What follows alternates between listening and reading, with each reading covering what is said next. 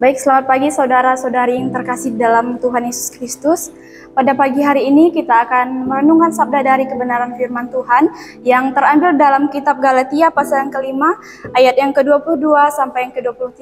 Sebelum kita merenungkan firman Tuhan kita, mari kita bersatu hati dalam doa, kita berdoa. Tuhan Yesus baik, terima kasih atas penyertaan-Mu di sepanjang kehidupan kami.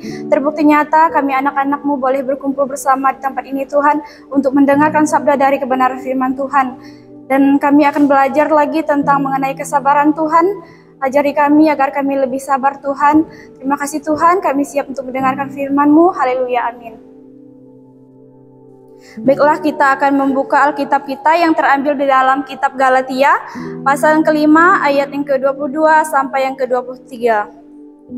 Saya akan membacakannya untuk kita semua, yang berbunyi demikian, tetapi buah roh ialah kasih, sukacita, damai sejahtera, kesabaran, kemurahan, kebaikan, kesetiaan, kelemah lembutan, penguasaan diri. Tidak ada hukum yang menentang hal-hal itu. Di dalam perenungan firman Tuhan kita pada pagi hari ini, saya akan memberi tema atau perikop kesabaran. Kesabaran menurut Alkitab, kesabaran adalah kemampuan untuk menahan diri agar tetap tenang dalam menghadapi segala situasi apapun, dan kesabaran juga salah satu dari buah roh yang perlu dimiliki oleh setiap orang percaya. Karena kesabaran sangat penting agar kita dapat hidup sesuai dengan kehendak Tuhan.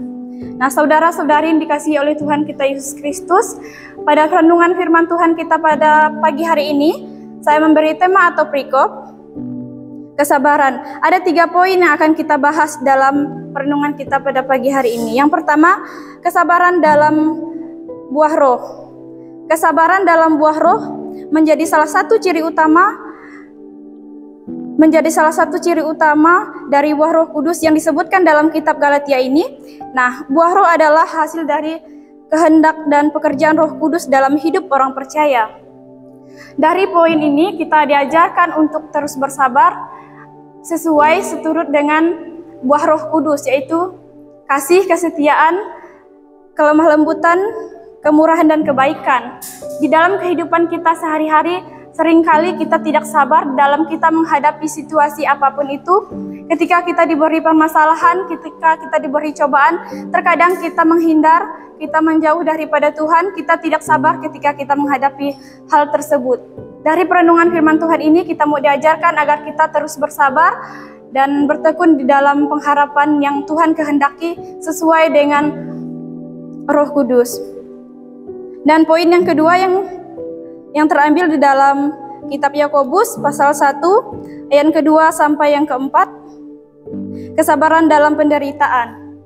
Yang berbunyi demikian, saudara-saudaraku, anggaplah sebagai suatu kebahagiaan apabila kamu jatuh ke dalam berbagai-bagai pencobaan, sebab kamu tahu bahwa ujian terhadap imanmu itu menghasilkan ketekunan. Dan biarlah ketekunan itu memperoleh buah yang matang, supaya kamu menjadi serupa dan utuh dan tak kekurangan satu apapun. Nah, saudara-saudari yang dikasihi oleh Tuhan kita Yesus Kristus, dari ayat ini menekankan kepada kita bahwa kita harus menganggap pencobaan dan ujian datang kepada kita itu sebagai sebuah kebahagiaan. Karena melalui pencobaan dan ujian diberikan kepada kita dituntut agar kita terus bertumbuh dalam iman, karena itu adalah proses untuk menguji kedewasaan iman kita. Nah, saudara-saudari yang dikasihi oleh Tuhan kita Yesus Kristus, kita dapat melihat dari cerita tokoh Ayub, yang mana ketika ia diberi masalah, ketika ia diberi penderitaan, ketika ia diuji, ia terus bertahan di dalam ujian yang Tuhan berikan kepadanya. Ia terus berpegang teguh kepada Tuhan, dan ia terus bertekun di dalam penderitaannya, dan ia percaya akan apa yang terjadi kepadanya itu adalah datang dari Tuhan dan akan mendatangkan kebaikan untuk ia. Dan poin yang ketiga, kesabaran dalam menghadapi orang lain. Dapat kita membuka ayat Alkitab kita yang terambil dalam Efesus pasal 4 ayat yang kedua yang berbunyi demikian, hendaklah kamu selalu rendah hati, lemah lembut dan sabar. Tunjukkanlah kasih-Mu dalam hal saling membantu.